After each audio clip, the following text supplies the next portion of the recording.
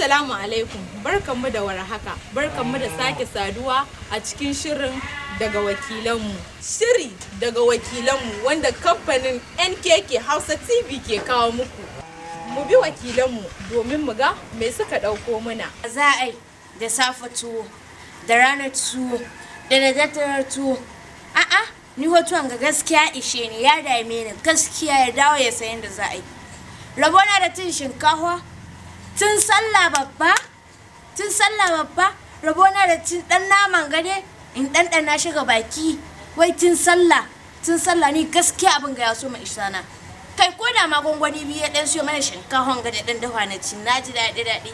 Yau masifa zan tada, dole sai an yi shinkafan nan. Don ban yadda kullum tuwo, so yake tuwo ya dinga tsiro mana ga saman jiki. Iye, ina jiran shi ya dawo. Assalamu alaikum. Wa alaikum assalam, sanin da dawa mai gida.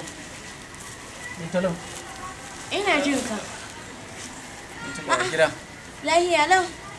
Yau da wani abu an ka samu mana mai gida? Bintalo kin san bai kamata a ce tunda an yi ta dai wurin roran kuma ga dai da abin ya kasance ka Allah ya so to. Yasa dai na ce bari dan samu wannan dan zuwa dan zazufa dai. Menene hala?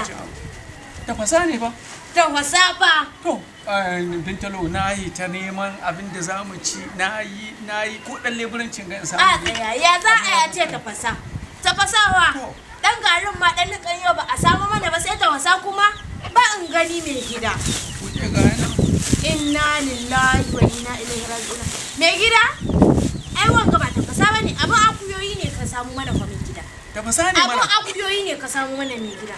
A'a. Wanga tafasa ne mana. Bintalo. Wanga abun akuyoyi ke cin shi mai gida. Yanzu mun koma awakin. Ye mai gida?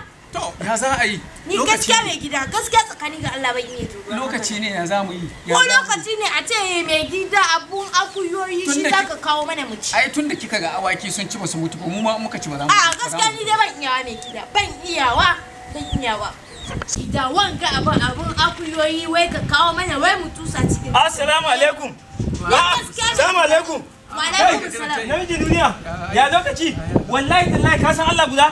Gidana kai sai a hankali na rance da Allah da Kai kuma ya zaka kwashi abun ne? Haba ku ai ku cikin koshi ne. To, kin gani ko? Don Allah ga na rance da Allah yau sati daya. San ma gashi na Sati samu ne ba ce ci abinci gidana ba.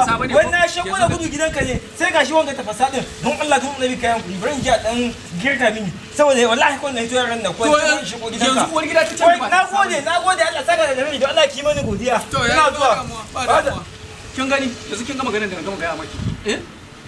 Tafasan ma na sa kin ce ba tafasa bane abincin awaki ne to ga mai bukata ya kwasa. Sai mu kwana haka nan. Don ni da kai gani wallahi ko ina ban ƙara hita.